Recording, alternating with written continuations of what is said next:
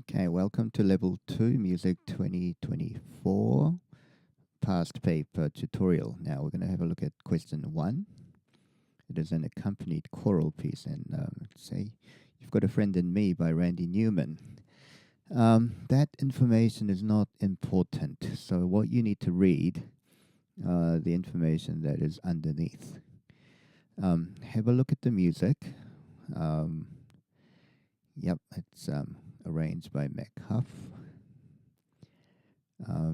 As you can see, it's a easy shuffle piano piece with some jazz rock notation at the top. So you have to identify the key and provide at least 2 pieces of evidence.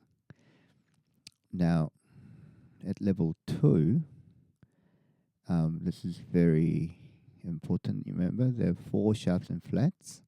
So if you get anything like this one, which has nothing in the key signature, that's part of your evidence. So when you're talking about evidence, you have to refer to bar numbers, where things are. So be very specific. So it's either C major or A minor, because in the key signature we have 0 sharps and flats. So we're going to assume this is in C major, and remember in A minor we have a raised 7th, which is the G sharp. And we do see G sharps in bar 1. But what else you can say is that if you see lots of C's, so at the beginning we have a C chord, and at the end we have a C chord, and at the very end we've got 2 chords which are your cadence point. And that's really a very important piece of evidence. So when you see a perfect cadence in the key of C major going from G to C, so I'm going to write down there are no sharps or flats in the key signature, and that just basically means it's in the key of C. So if you're arguing the point that it may be A minor, and you've got G sharp,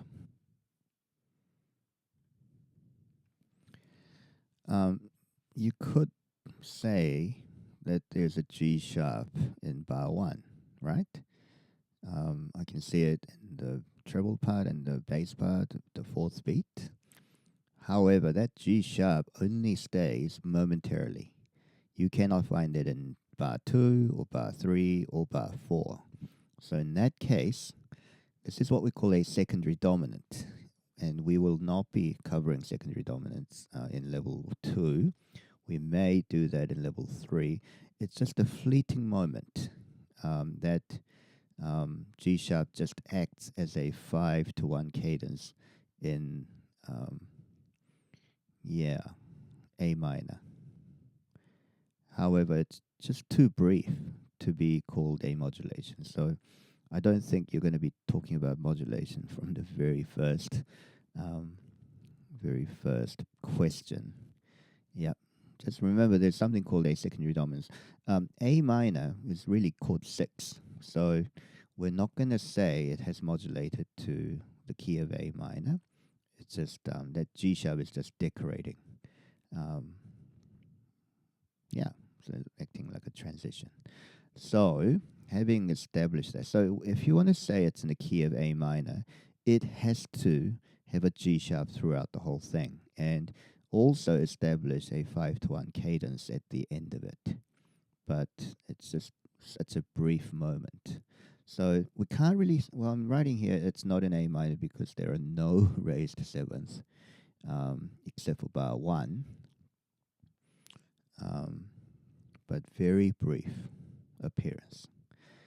But I think the most important aspect is the cadence point. So you have to say, what bar is this? So bar 3, end of bar 3, and beginning of bar 4, we have G7 to C. So this is, I'm just again illustrating the point that A minor is chord 6. We have not gone into A minor as a modulation or key change. Okay?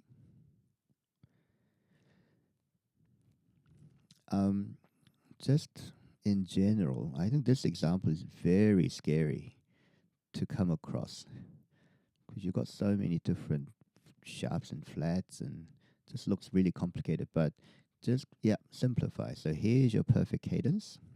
It's a dominant seventh, G7, going to a C. And we're going to come across lots of cadences later on, and especially in level 3. But you just have to know then that to establish a key, a perfect cadence is very important, because that G7th,